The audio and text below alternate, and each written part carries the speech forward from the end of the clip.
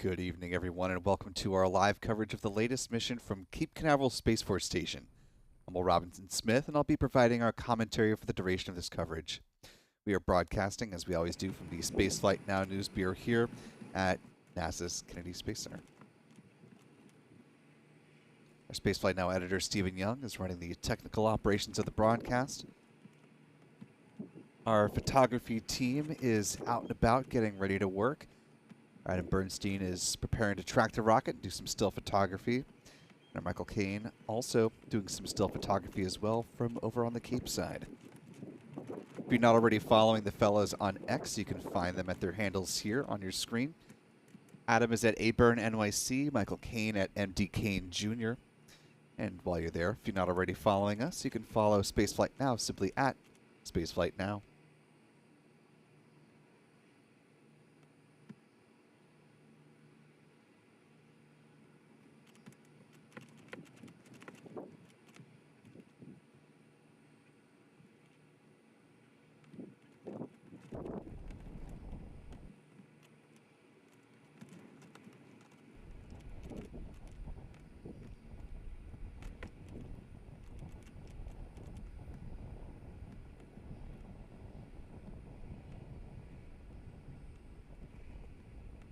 In the center of your screen, you're looking at, of course, SpaceX's Falcon 9 rocket, sitting at the heart of Space Launch Complex 40, otherwise known as Slick 40. We're now T-minus 55 minutes, 15 seconds, and counting away from company's 61st Falcon flight of the year, preparing to send up television satellite on behalf of Luxembourg-based company SES.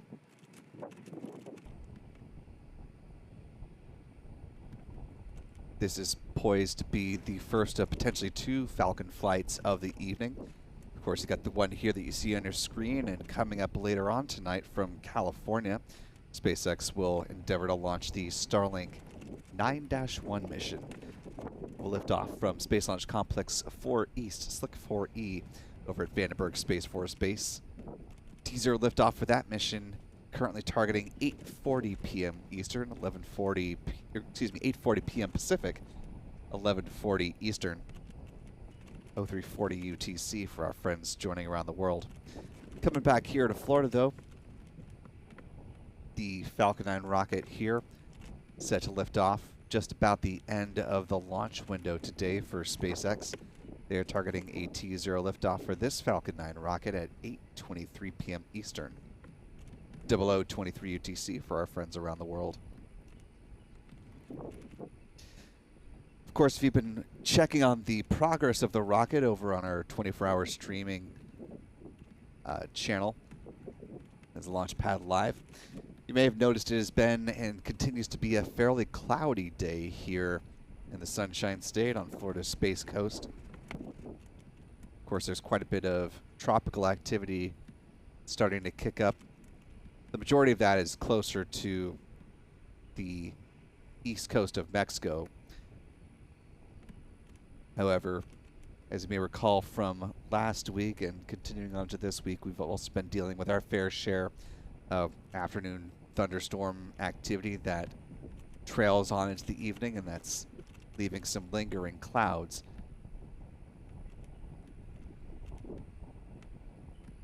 In fact, coming into the launch opportunity tonight, the 45th Weather Squadron forecast only 55% chance of favorable weather conditions at liftoff.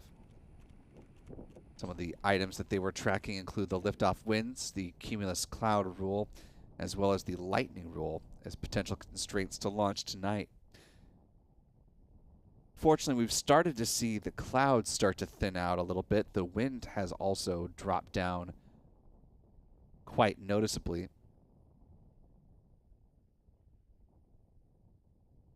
Taking a look at the very wide shot here, showing a little bit more of our vantage point from the press site. You can see there's still quite a bit of cloud activity hanging around the Space Coast. So even though things look like they're starting to break a little bit from the zoomed in shot, when you pull out wide, you get a greater context. So of course, SpaceX launch teams are going to be keeping a close eye on all of the weather factors heading into tonight's opportunity. From a weather standpoint, though, tonight looks better than tomorrow. In a 24-hour turnaround standpoint, SpaceX would be looking at just 45% odds of favorable weather, so things dip by about 10% according to meteorologists. So if they are able to launch tonight, from a technical standpoint, and they can thread that weather needle, tonight will be a much better opportunity to do so.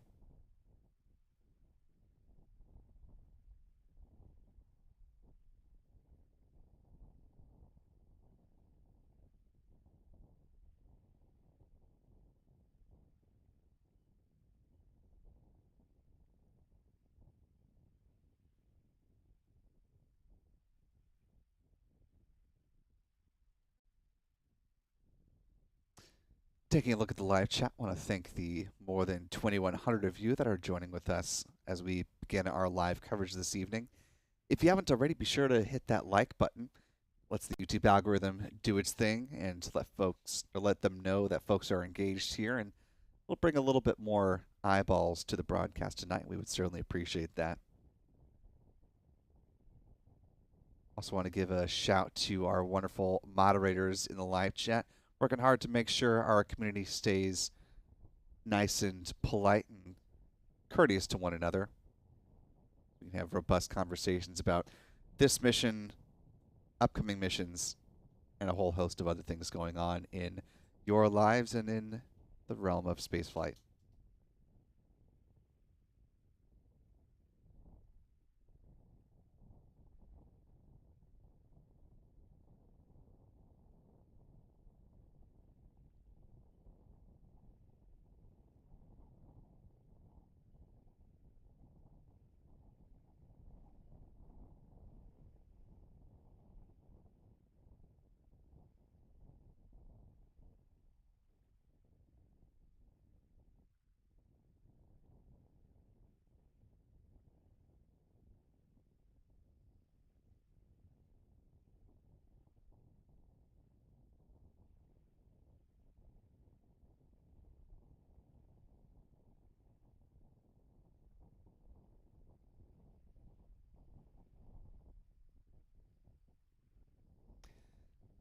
As I was saying, I want to thank our wonderful moderators here in the live chat. So shout out to Callistia Lee, Stephanie B, Astro Joe, Astro Jen. I believe Rusty Shackelford is holding it down over on Launchpad Live. Really appreciate all of y'all for helping us out again this evening. Couldn't do these broadcasts without you, so very much appreciate what you do for us. We're also powered by a wonderful channel member community here on YouTube, so thanks to our wonderful channel members like Ted Stryker, Jeff Hansen, Mrs. Ed3, Joshua Ganine, Paz Maria H, Mark Otto, Kevin Kyle, Yonda Adi. You saw Butterfly up there a little bit earlier, Craig RS, and many others. Zephyr good evening to you as well. Channel membership comes with a number of perks, including discounts at our online shop, shop.spacelightnow.com, where you can find things like embroidered mission patches for the ongoing Boeing Starliner crew flight test. Just got an update on that earlier today. We'll talk about that more in just a minute here. You can also find the mission patch for the upcoming SpaceX Crew 9 mission, which is set to lift off from likely Pad 39A coming up this August. Channel membership also allows you to see the member-only videos here on YouTube, and of course, watch the liftoff moments of all of our launch coverage opportunities in 4K.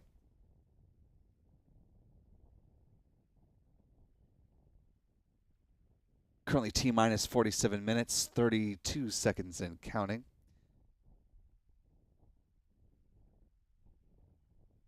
Want to welcome Victor Smith, joining us with channel membership at the pad leader level. Welcome aboard, Victor. We're glad to have you with us. Last but not least, if you'd like to support the channel and have your voice be heard on the broadcast in a text-to-speech kind of a way, you could use the YouTube Super Chat feature like Matthew Lowry did, chipping in $20. Really appreciate that level of support, Matthew. Thank you, sir. Matthew says, hello from Tampa Bay. Thank you, Spaceflight Now. Like Matthew, as long as your message is appropriate to be read on the show, we'd love to answer your questions or read your comments. Let you be a part of the broadcast this evening. Know that you're also helping to support what we do here at Spaceflight Now, and we thank you immensely. We're currently less than 10 minutes away from the point at which the SpaceX launch director will need to make the call on the start of prop load if they are ready to do so tonight. That'll come up at T-minus 38 minutes.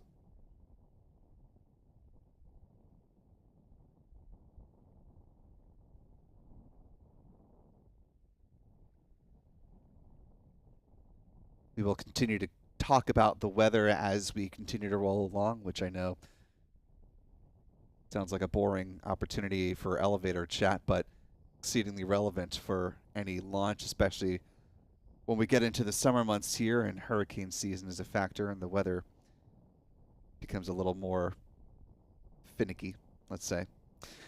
Take a look at the wide shot here. You're starting to see some breaks in the clouds, some blue sky start to appear. You can also report that the strong wind warning, which had been in effect for quite a bit of this afternoon, cruising on into the evening, that has now expired. So again, a sign that the winds are in fact calming down. An improvement out here, and hopefully another indication that things will proceed towards a launch opportunity coming up in 45 minutes.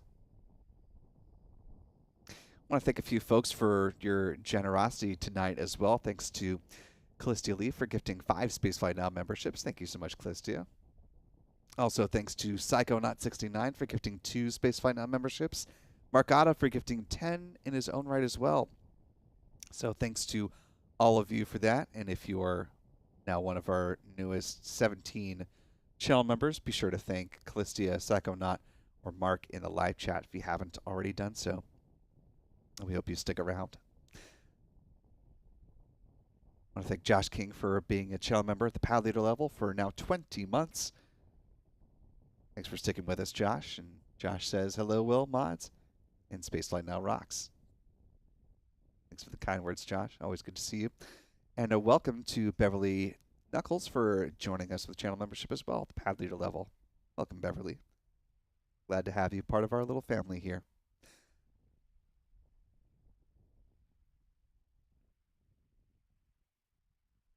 SpaceX prepares to launch its Falcon 9 rocket from pad 40.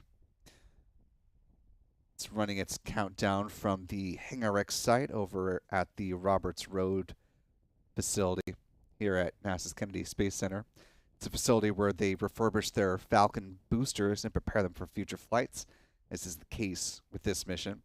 Talk a little bit more about the booster history of B-1080 a little bit later on in the broadcast. SpaceX also has support for this mission tonight from its headquarters out in Hawthorne, California. Again, if you're just joining us, watching our live launch coverage from Spaceflight Now, as SpaceX prepares to launch its Falcon 9 rocket, getting ready to send up SES's Astra 1P satellite, also known as SES number 24. It'll launch into a geostationary transfer orbit. This particular satellite's going to be heading out to a spot that SES has been holding down for quite some time in order to provide television coverage to its customers in Europe, specifically in Spain, France, and Germany. According to the CEO of SES, this satellite will replace 4 that are currently on orbit out at the 19.2 degrees east orbital slot.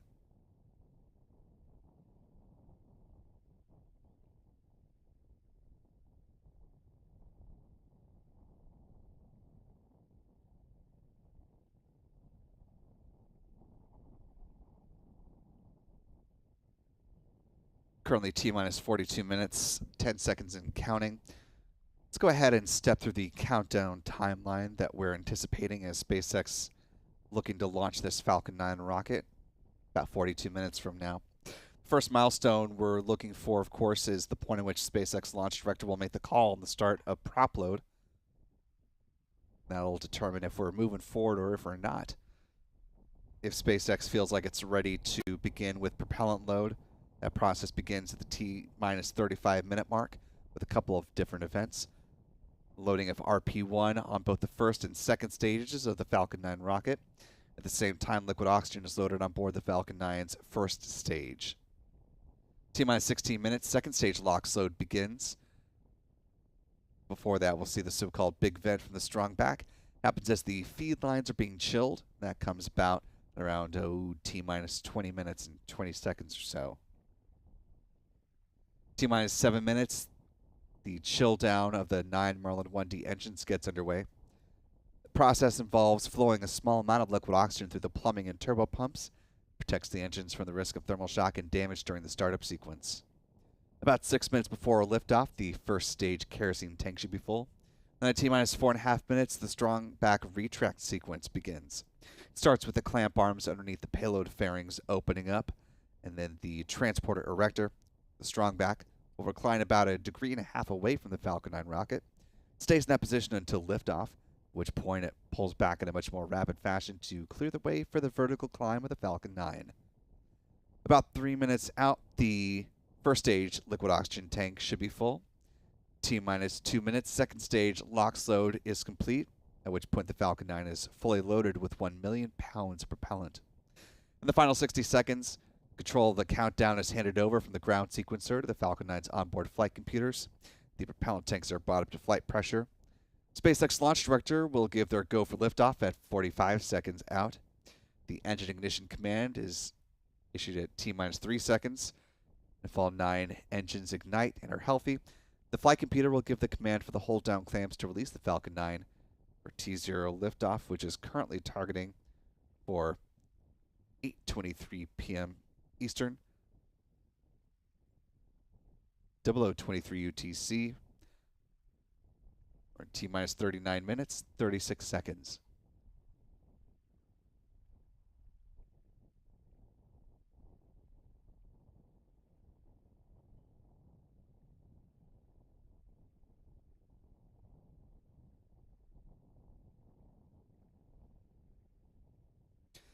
For those who were with us this past week,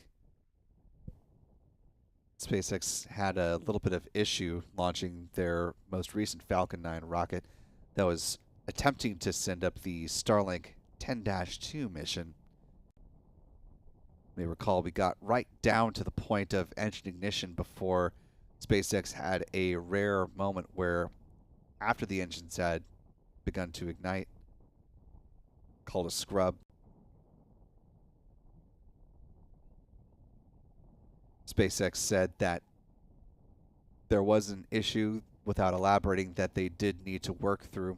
And so they decided to lower that Falcon 9 rocket, roll it back into the hangar, continue to work on it, and decided to move up the launch of the mission that we're seeing here. So at one point in time, this launch for SES was going to be the 62nd Falcon 9 rocket to launch this year, instead moving up to the 61st slot. Now at T-minus 38 minutes, 3 seconds and counting, we are coming right up on the point which SpaceX needs to make a decision. Do they fuel or do they not fuel? Again, if they are in a good position to do so and they feel like the weather is going to cooperate, fueling begins with the loading of RP-1 on the first and second stages of the Falcon 9 and liquid oxygen on board the Falcon 9's first stage.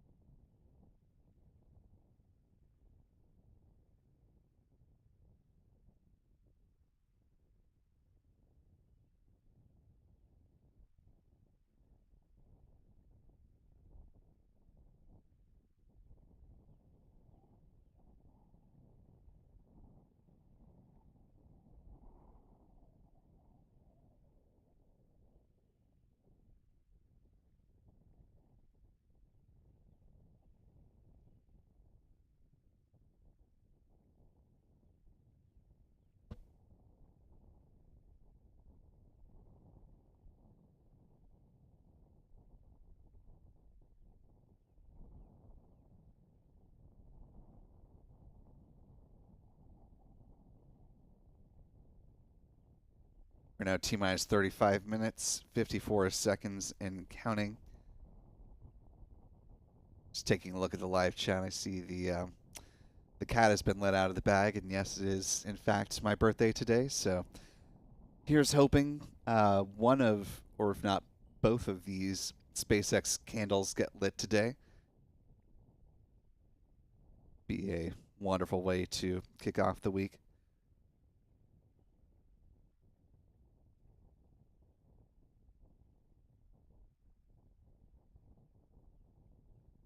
And thank you to everyone in the live chat has wished me a happy birthday. It's been a lovely day so far. Stephen was kind enough to bring in some cake pops into our office here, so had a nice little sweet treat as we're preparing to hopefully see the launch of this Falcon 9 rocket. At this point, we're now T-minus 34 minutes, 56 seconds and counting. If SpaceX feels like they're ready to launch, they will have needed to start propellant load on the Falcon 9 rocket.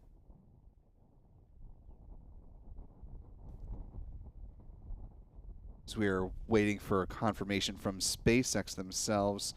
What we're looking for here is we see the Falcon 9 from the vantage point of our friend Chuck Briggs. You see where the transporter erector starts to taper just to the right of that second radar sphere. Just beneath that, if like you look at the bottom, I know this is going to sound weird, the bottom corner or near the base of that radar sphere, and then just look like kitty corner to the right where the rocket is.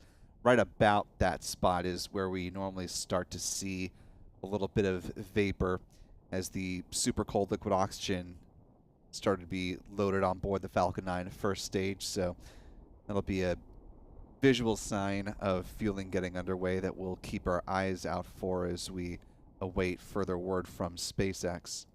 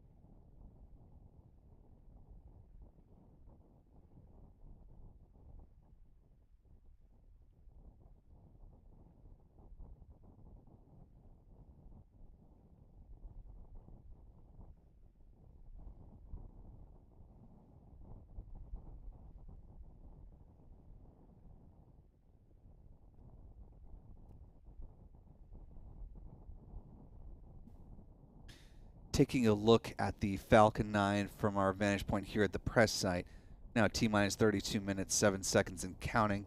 It does appear as though a little bit of vapor, a little bit of frost starting to form near the very bottom of the Falcon 9 from this vantage point.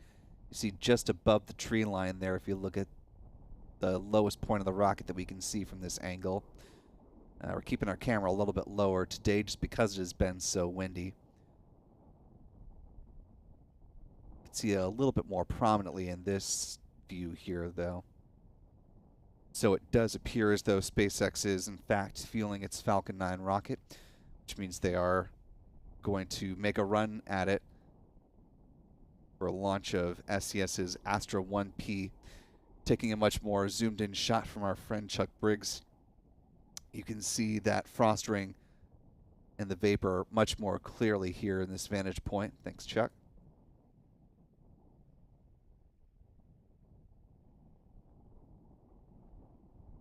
And as I speak these words, we now do have a statement from SpaceX confirming that our eyes are not deceiving us, that in fact propellant load is underway on the rocket.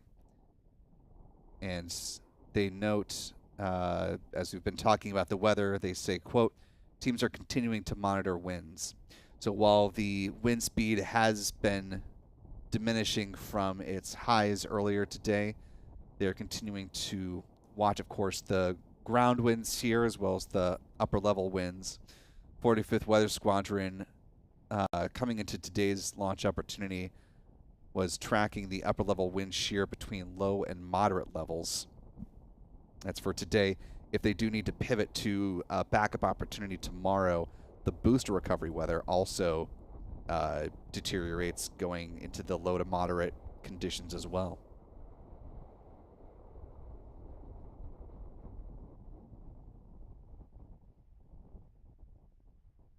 Taking a look at our wind monitor here at the press site, the sustained winds here at KSC are about 15 miles per hour. We did just have a gust within the last little bit here of about 26 miles per hour. And you can see with the windsock there at the base of the Falcon 9 rocket, just above that roof there in Chuck's vantage point, another good indication of the wind direction and the wind speeds there. So we'll continue to keep an eye on the winds on the Falcon 9 fueling as well. We're now T-minus 29 minutes, 18 seconds and counting. At this point, the launch teams are loading cryogenic helium onto the pressure vessels on the Falcon 9's first stage. That helium is used to pressurize the main propellant tanks during flight. They'll also begin that same process on the Falcon 9's second stage, beginning at about T-minus 25 minutes.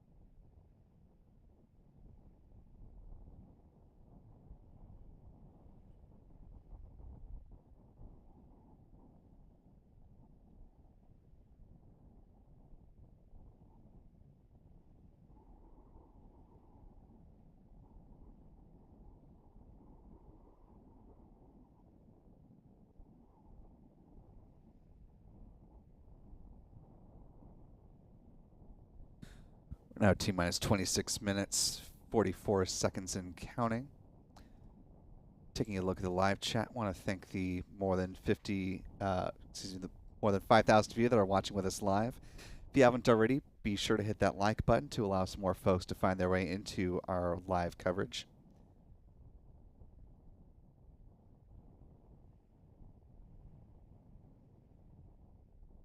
Want to welcome Nicholas Smith joining us with channel membership at the pad leader level. Welcome, Nicholas. Glad to have you with us. Thanks for some birthday-related live chats. Really appreciate the support, everyone, and the well wishes.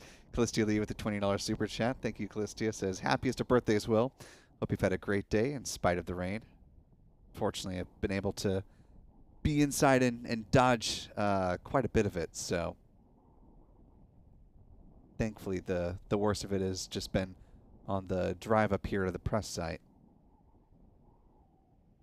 Nicholas Smith with a $5 super chat saying, happy birthday, Will Robinson Smith. Shout out to Rick, aka Dad.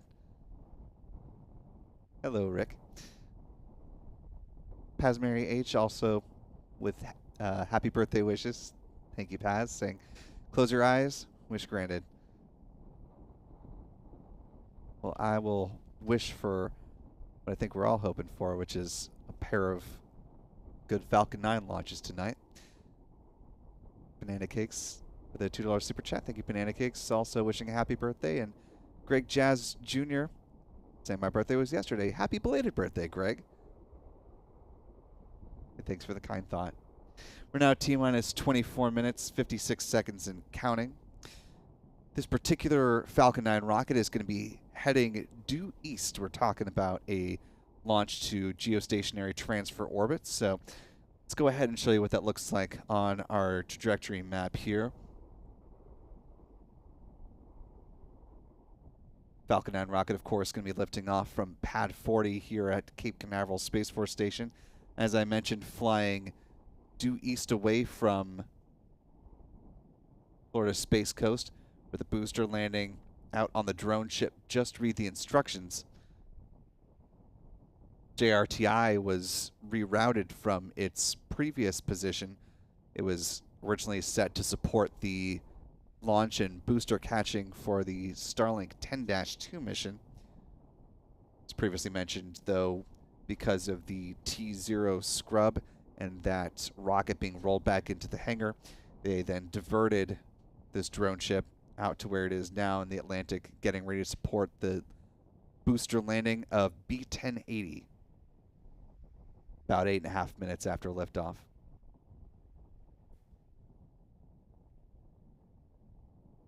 A little bit downrange of this map as well, the payload fairings will be scooped up out of the ocean. SpaceX has 2 recovery vessels that it uses here on the East Coast. Tonight they're using Bob. It and the other recovery vessel, Doug, were named after former NASA astronauts Bob Behnken and Doug Hurley, a pair that flew aboard the Demo 2 mission back in May 2020. And in fact, the Crew Dragon spacecraft that they flew to the ISS in currently docked to the station right now, having brought the astronauts and cosmonaut of the SpaceX Crew 8 mission up to the orbiting outpost earlier this year.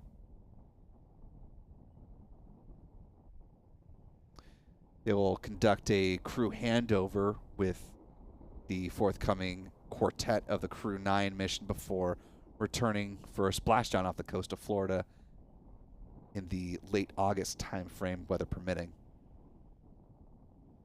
And in fact, if you want to see pardon the pun, but a stellar photo of the Crew Dragon Endeavour docked to the space station, if you happen to be on X, formerly known as Twitter, the commander of the Crew 8 mission, Matt Dominic, who is, of course, a flight engineer, now a member of Expedition 71 aboard the space station, happened to take a fantastic photo of the Crew Dragon bathing in the glow of the moonlight, docked to the zenith port of the ISS. So if you haven't already, go ahead and pop over to Twitter and check that out. It is quite excellent.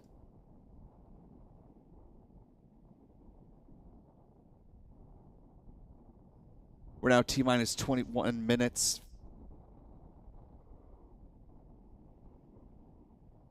43 seconds and counting. We are just a little more than a minute away from the start of the so-called big vent.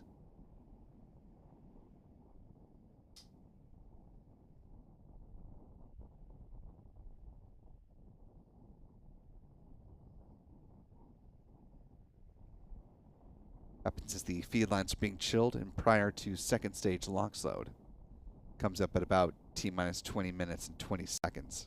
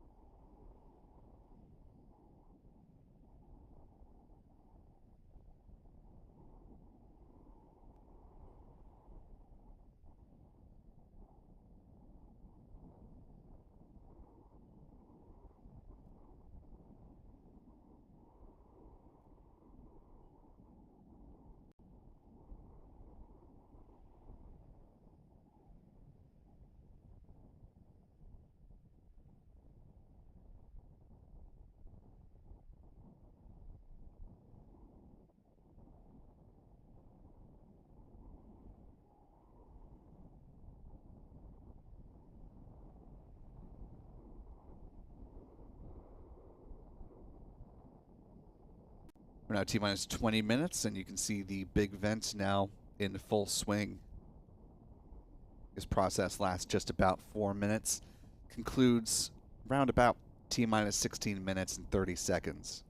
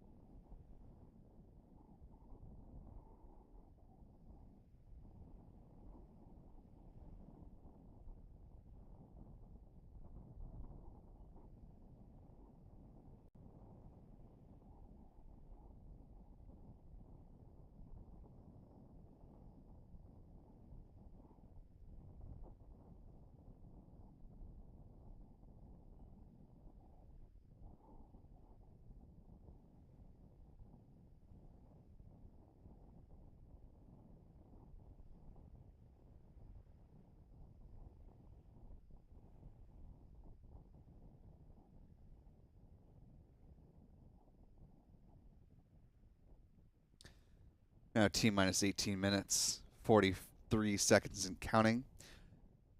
Unfortunately, the strong wind warning that I mentioned that had expired earlier, yeah, that's back.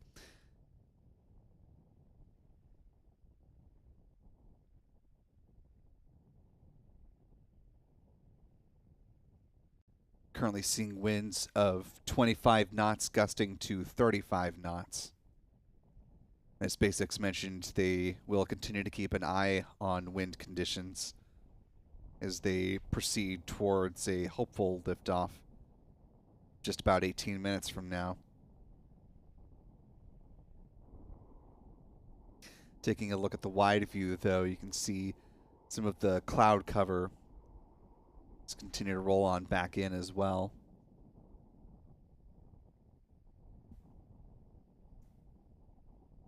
Here's a super wide shot. So not cloudy everywhere, but of course cloudy where it matters, which is over by the pad, Space Launch Complex 40.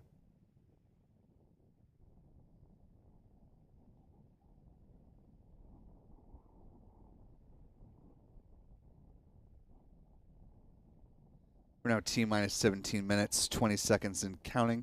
Less than a minute now left in the big vent. And again, second stage liquid oxygen load set to begin at T-minus 16 minutes.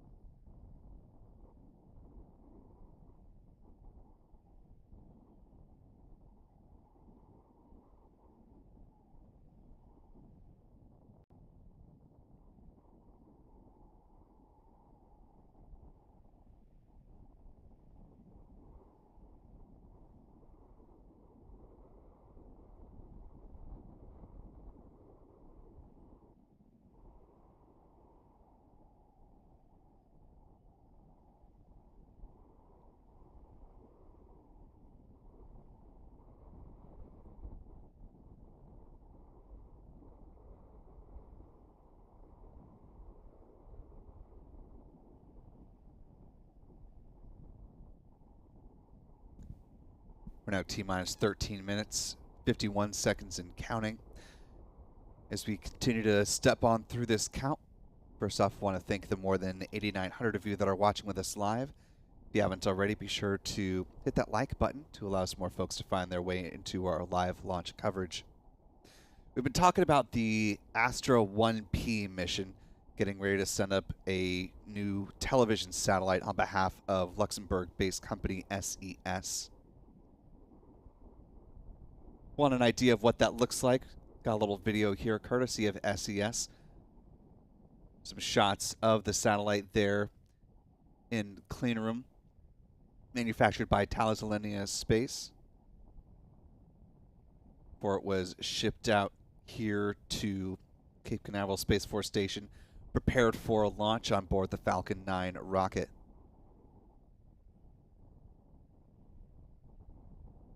As mentioned earlier in the broadcast, this particular satellite is going to be taking on the duties of 4 others that are currently stationed at the 92 or 19.2 degrees east position. 4 satellites out there currently are Astra 1KR, Astra 1L, Astra 1M, and Astra 1N, as in Nancy. Those first 2 were manufactured by Lockheed Martin. The second 2 built by a company called Astrium, which is now Airbus Defence and Space.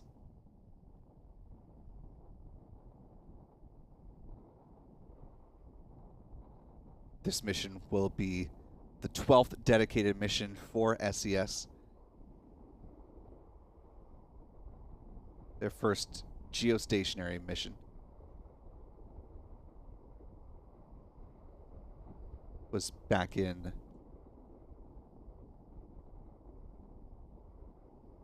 (2015).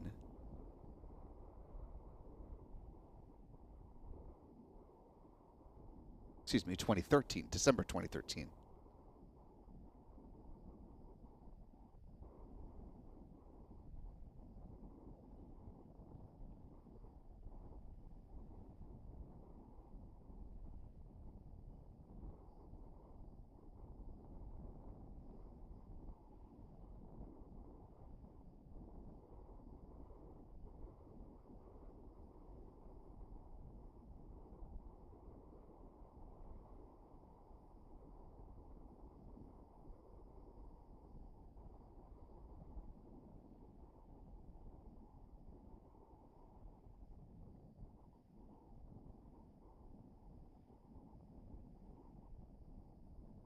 Taking a look at the pad from the perspective of some of SpaceX's cameras. SpaceX commentator notes that they are continuing, as we mentioned throughout our coverage, to watch the winds here, but they confirm that they're working no technical issues on the Falcon 9 rocket.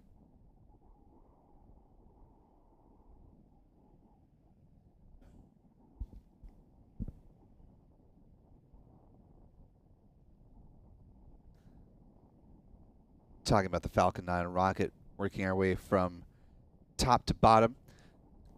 Got the payload fairings at the very top. They're 13.1 meters or 43 feet tall, 5.2 meters or 17.1 feet in diameter. Moving on down is the second stage. You see there, the upper stage powered by a single modified Merlin engine called a Merlin vacuum engine or an MVAC engine, which produces more than 200,000 pounds of thrust. Moving on down, just above the first stage is the inner stage. This is a composite structure which consists of an aluminum honeycomb core surrounded by carbon fiber. Features deployable hypersonic grid fins, titanium winglets that provide stability and steering for the Falcon 9 as it comes back through the atmosphere tail first, like a big old dart. Inner stage has 3 mechanical latches that attach to the second stage, and a first stage management cutoff. High pressure helium is used to release the latches. Taking a look at the drone ship, just read the instructions now. That is sitting, waiting, and assuming this launch goes, we'll see a liftoff just about a minute after sunset here, so could be a very beautiful landing there.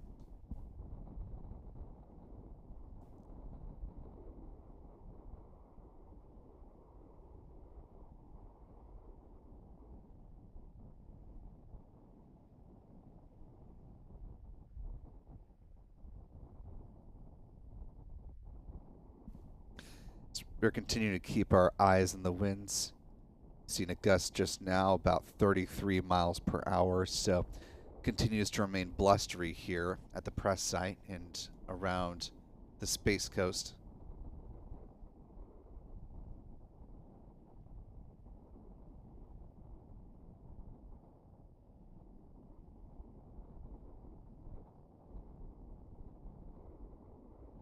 Currently T-minus 8 minutes, 5 seconds and counting. We're just about a minute away from the start of the engine chill down sequence, where they flow a small amount of liquid oxygen through the plumbing and turbo pumps. They'll protect the engines from the risk of thermal shock and damage during the startup sequence. This will be the 9th flight of this particular first stage booster, getting ready to launch tonight, tail number 1080 in the SpaceX fleet. Let's go ahead and quickly step through its flight history. It began with a crew mission, private astronaut flight on behalf of Axiom Space, known as Axiom 2, commanded by former NASA astronaut, current Axiom astronaut, Peggy Whitson. Launched back on May 21st, 2023. That was followed up by the launch of the European Space Agency's Euclid Observatory. This wide-angle telescope designed to better understand things like dark matter and dark energy. Launches 3 and 4 were a pair of Starlink missions. Those were Starlink 6-11 on August 27th and 6-24 on October 22nd. The 5th flight was another crewed Dragon mission. This time it was the Dragon named Freedom, supporting the Axiom 3 mission. Former NASA astronaut Michael Lopez Alegria was the commander of that particular flight, which lifted off on January 18, 2024. Mike L.A., as he is known, became the first person to fly twice on board a Dragon capsule. The next person to join that club is likely going to be businessman Jared Isaacman, who will command the Polaris Dawn mission, having previously also served as the mission commander for the Inspiration 4 flight back in 2021. 6th launch of this booster was on March 21st, when it launched a cargo Dragon spacecraft up to the International Space Station. That was CRS-30. That cargo run was notable since it was the first time that a second-generation Dragon spacecraft launched to orbit off of Pad 40.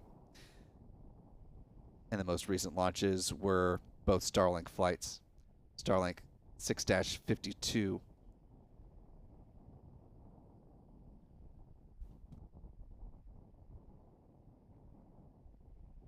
We believe they may have actually scrubbed the mission. As we are keeping an eye, of course, on the SpaceX feed, it has halted at T-minus 15 minutes, hopped back up to it. And of course, we are at the end of the launch window and fueling has already begun. We're waiting for official confirmation from SpaceX, but it does appear as though they may have scrubbed today's flight. Standing by for additional information.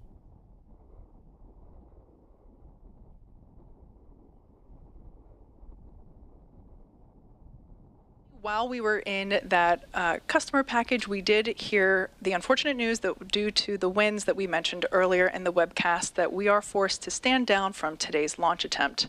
However, the vehicle and the payload remain in good health, and as I mentioned before, our next launch opportunity is tomorrow, June 19th, with a 2-hour and 49-minute launch window opening at 5:25 p.m. Eastern Time.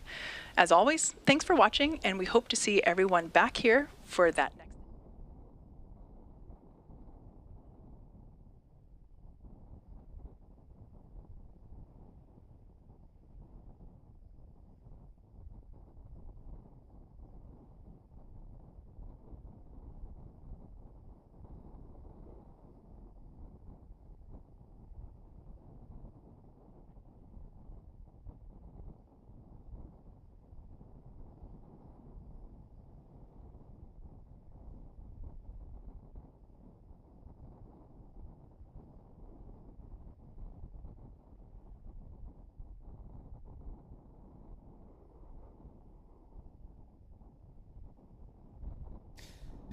And again, if you are just joining us and did not hear those words from the SpaceX commentator, they have officially scrubbed the launch of SES's Astra 1P satellite.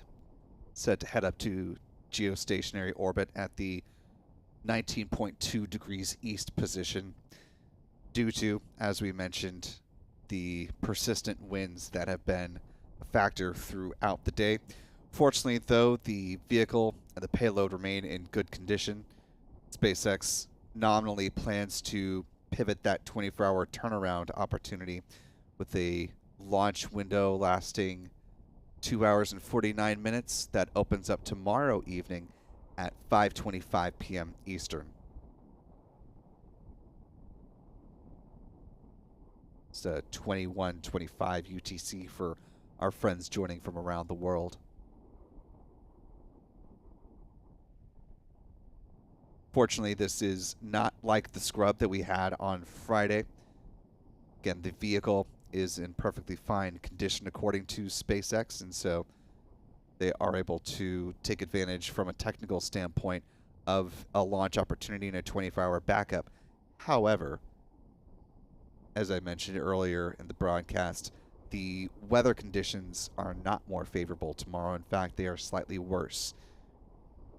As of the most recent forecast issued by the 45th Weather Squadron, the primary concerns that were in play today will persist tomorrow, those being the strong liftoff winds, the cumulus cloud rule, and the lightning rule still hang around, but the overall odds of favorable weather for liftoff during the window drop down to just 45%, so a little less than a coin toss.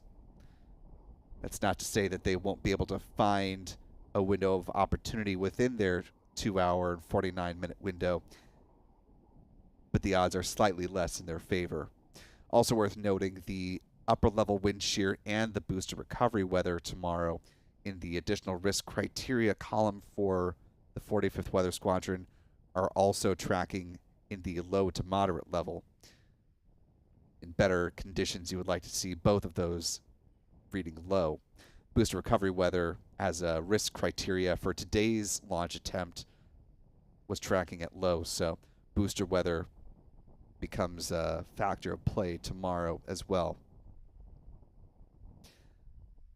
All that being said, of course, assuming SpaceX decides that they will continue to move forward with that launch attempt tomorrow, we will be right here ready to bring you live launch coverage when they are ready to move forward.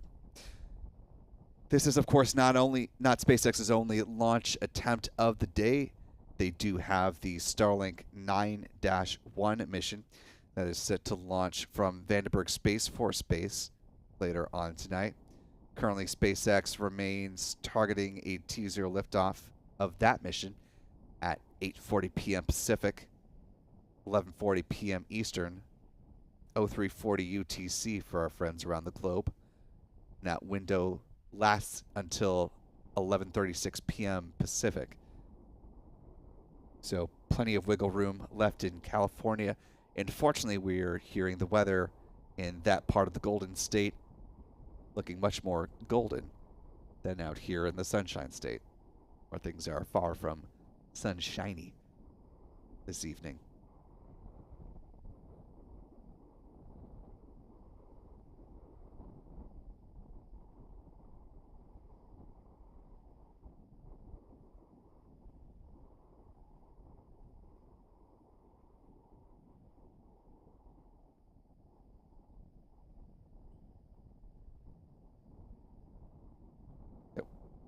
As we begin to wrap things up this evening, we want to thank a few more folks in the live chat. Our thanks to I'm Lita for a $5 super chat. It says, happy birthday, Will. Thank you, Lita. Appreciate you, the team, the mods, the Spaceflight Now family. Thanks to my mom, Mary Robinson, joining us in the live chat and supporting us here with a $20 super chat. Thanks, Mom. Really appreciate that.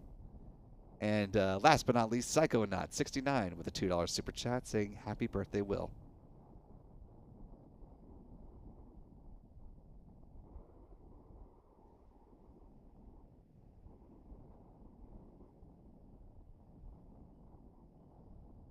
And while the rain certainly has not been ideal, the rain and the wind here, we have been going through a bit of a rain drought here in Central Florida. So the rain is welcome for us as Brevard County residents. Certainly not ideal when you're talking about a rocket launch, though.